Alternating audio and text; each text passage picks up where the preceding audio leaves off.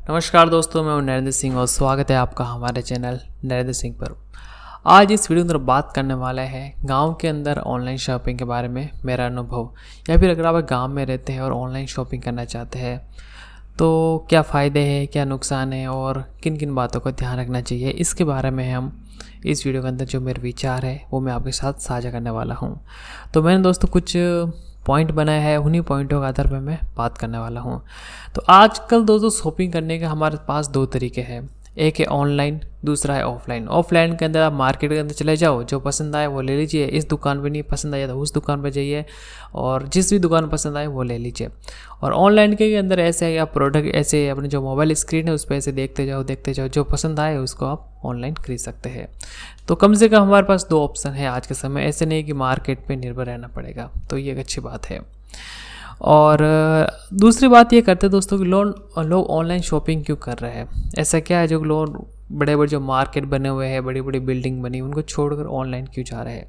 तो इसके बहुत सारे कारण हैं। तो सबसे पहले दोस्तों देखो यार, ऑनलाइन में आप वो चीज़ें खरीद सकते हैं जो आपके आसपास में नहीं मिलती। यानी जैसे मैं इस जगह पर रहता हूँ, मैंने ये एक हैंडफोन मंगाया ये वाला, ठीक है, कुछ दिनों पहले।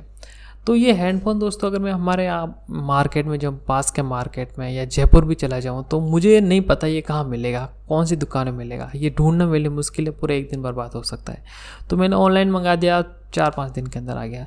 तो जो चीज़ें आपको ऑफ मार्केट नहीं मिलती वो ऑनलाइन मार्केट आपको मिल जाती है। जैसे कोई सेल होता है ना माइक का, एक बार मेरा माइक था, उसका सेल मुझे मिला ही नहीं तो मैंने ऑनलाइन मंगा दिया। तो इस प्रकार दुर्बल चीज़ें आप ऑनलाइन मंगा सकते हैं, ये सबसे बड़ा बेनिफिट है।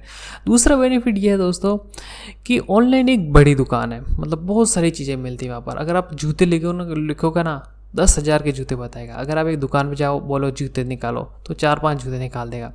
या तो आप वहाँ से लो या नहीं लो। अगर दुकानदार थोड़ा चिड़चिड़ा तो बोलेगा भाई टाइम पास करने क्यों आते, लेना नहीं है तो।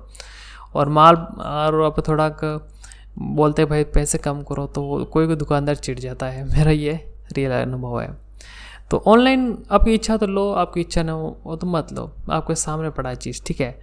और तीसरी चीज़ दोस्तों, टाइम की काफ़ी बचत होती है। अगर मैं आज मार्केट में जाऊँ तो 1 घंटा मुझे पहले बाइक चला के जाना पड़ेगा, उसका 100 रुपये तेल जलेगा, वापस आऊँगा 100 का तेल बढ़ेगा दोस्तों, तो चल गए और पूरा दिन भी ख़राब हो जाता है। तो टाइम की काफ़ी नुकसान हो जाती है। और ऑनलाइन में आपको जब भी टाइम मिले, हाँ यार प्रोडक्ट सर्च कर लो, बाय कर लो, तो टाइम की काफ़ी बचत हो जाती है।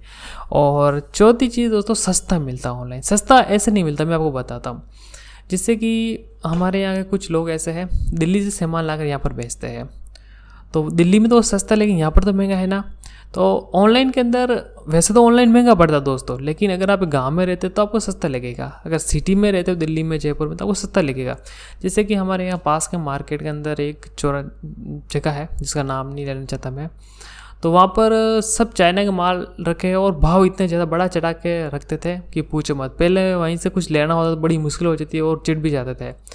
तो अगर आप मतलब आप लोकल दुकानदार देखो, ऐसे ही मुनाफा कमाते हैं कि दिल्ली से ले आए, जयपुर से ले आए, यहाँ के बेचते हैं, आप ऑनलाइन डायरेक्ट वहाँ से खरीद लो, तो आपको उस हिसाब से तो सस्ता लगेगा।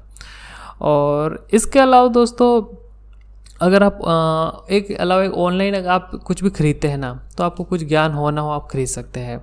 लेकिन अगर आप ऑफलाइन मार्केट में खरीदने चाहते हो तो आपको मार्केट का पता होना चाहिए कि कौन सी दुकान पर सस्ता माल मिलता है। आपको जैसे किस दुकान से पूछ लो, जो बाज़ार में रहता है ना, वो आपको बता देगा उस दुकान पे जो किराना स्टोर है ना, वहाँ माल फ्रेश मिलता है, और उस दुकान में जाओ वहाँ पुराना माल होता है।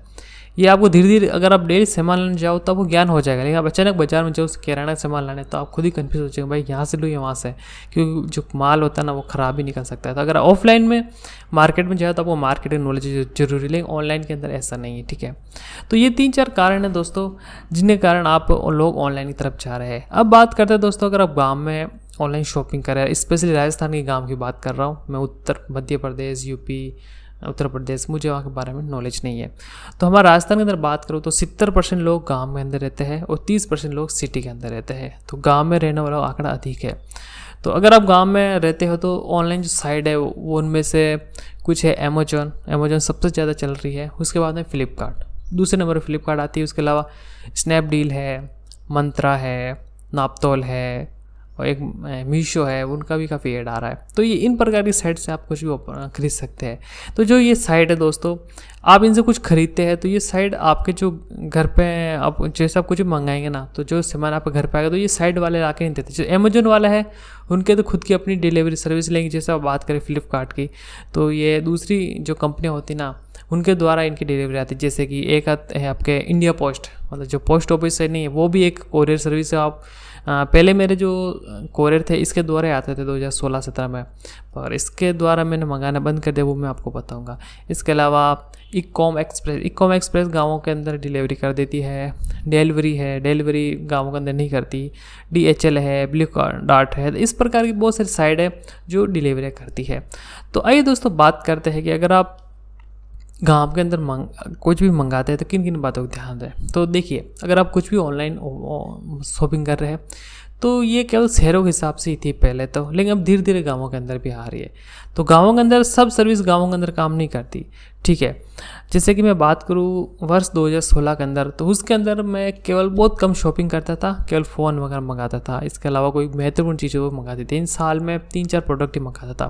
तो उसके लिए मुझे क्या करना पड़ता था, मैं जो शहर है ना, एक शहर का ही कोई एड्रेस लिख लेता था। जैसे कि मेन जगह होती है ना, मेन बाज़ार, रेलवे स्टेशन के पास, बस स्टैंड पर, इस प्रकार एड्रेस देते था।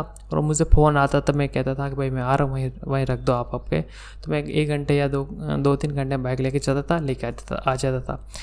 पर इसमें मेरे लिए बहुत दिक्कत है दोस्तों, मुझे तुरंत जाना पड़ता था, तुरंत आना पड़ता था, या कभी कभी मैं रखवा देता था और कभी ले नहीं पाता था। लेकिन बाद में इन्होंने 2018-19 के बाद में गाँव के अंदर भी डिलीवरी करने शुरू कर दी, लेकिन हर गाँव के अंदर नहीं करते। जैसे कि अगर आपका जो गाँव है वो एक तो जो हाईवे के पास गांव होता है ना, हाईवे है जो नेशनल हाईवे निकल रही है, तो उनके पास जो गांव है उन पे डिलीवरी हो जाती है। सब कंपनियां की इतनी होती है, जैसे हमारे यहाँ इकोम एक्सप्रेस से हो जाती है। बाकी जो ये डिलीवरी है बकवास, ये जो डिलीवरी है ये नहीं करती है, पता नहीं इनका अलग ही नियम है। और जो बाकी है ब्लू डॉट, DHL और ये गाँव में नहीं करती, केवल ये आपके जो शहर के अंदर जिले होते हैं वहाँ कर देती है, और उसके अलावा जो बड़े बड़े शहर हैं वहाँ कर देती है।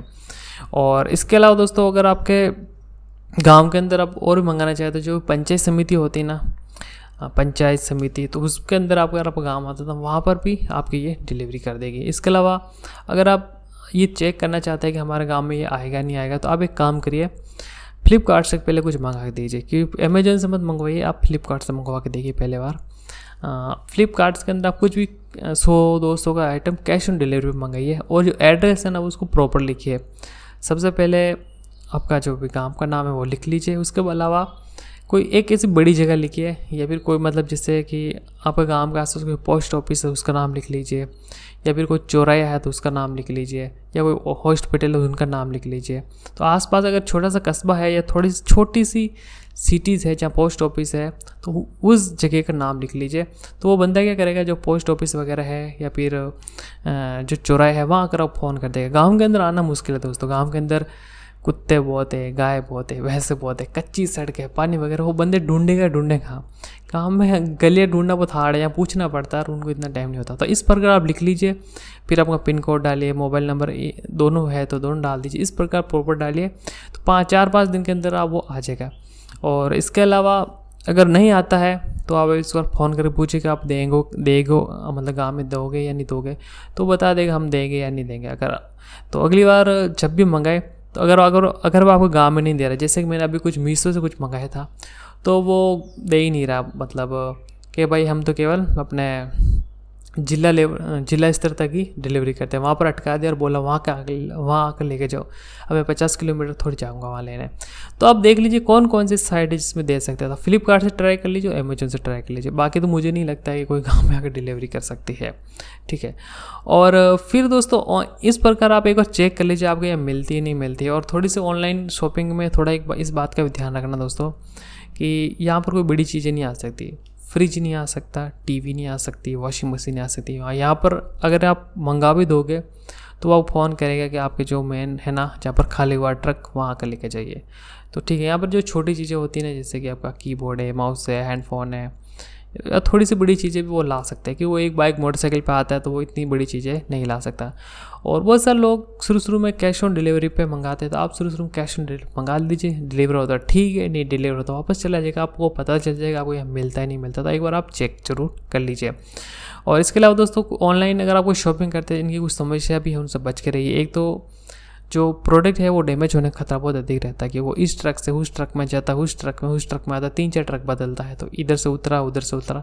अगर आप कोई सेंसिटिव चीज़ मंगाते हैं तो ध्यान रखिए, जैसे कि मैंने एक बार इससे कैमरा मंगाया था 60,000 का, तो और उसकी पैकेजिंग भी ऐसी आई थी ढीली ढाली, तो थोड़ा दोस्तों रिस्क रहता है।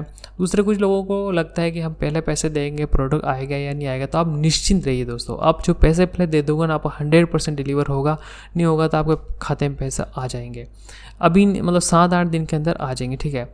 और इसके अलावा दोस्तों ऑनलाइन में ऑफलाइन के अंदर कुछ ऐसी चीज़ें मत मंगाइए जिनको अंदर आपको समझ नहीं आ रहा है। जैसे कि आप कपड़े मंगाते हैं तो कपड़ा लेना थोड़ा रिस्की है, तो आप रिव्यू वगैरह पढ़ कर आए या फिर जो ज़्यादा पॉपुलर उसको मंगाइए। और एक क्या दोस्तों, जैसे कि आप कुछ इलेक्ट्रिक्स गैजेट है जैसे मोबाइल वगैरह, तो ये ऑनलाइन आपको ठीक ठाक पड़ेंगे, दुकान पे आपको 1000-1500 ज़्यादा लेता है हमारे यहाँ, तो ठीक है। तो इस प्रकार दोस्तों आप कोई भी चीज़ है वो ऑनलाइन शॉपिंग कर सकते हैं अपन गांव के अंदर, या फिर आप जहाँ रह रहे हो वहाँ पर। तो ये मेरे दोस्तों व्यक्तिगत विचार है, मुझे जैसा अनुभव लगा मैंने आपको बताया। जैसे ये माइक है, ये भी मैंने ऑनलाइन मंगाया हूँ, और ये माइक कलकत्ता से आया है। बताओ अगर मैं यहाँ जाता जयपुर, अजमेर, जोधपुर, तो मुझे मिलता? मुझे तो ऐसा नहीं लगता। तो दोस्तों ऑनलाइन शॉपिंग कर कीजिए, आप सीखिए, छोटी छोटी चीज़ मंगाइए, मतलब काम की चीज़ मंगाइए, फालतू की चीज़ नहीं कह रहा हूँ मैं। और आजकल तो जैसे जो आपके किराना स्टोर का आइटम होता है वो भी ऑनलाइन, मतलब बड़े शहरों में स्टार्ट हुए हाल फिलहाल, जैसे कि नमक, शक्कर, दाल वगैरह, वो भी स्टोर से आप मंगवा सकते हैं बड़े शहरों के अंदर। गाँव के अंदर ये सुविधा उपलब्ध नहीं है, और मुझे नहीं लगता कि 5-6 साल में ये सुविधा उपलब्ध भी होगी। अगर ये विचार पसंद आए तो लाइक करिए। राजस्थान संबंधी और नौकरी संबंधी अगर और कोई जानकारी चाहिए तो चैनल सब्सक्राइब करने के साथ में बेल आइकन जरूर दबाइए।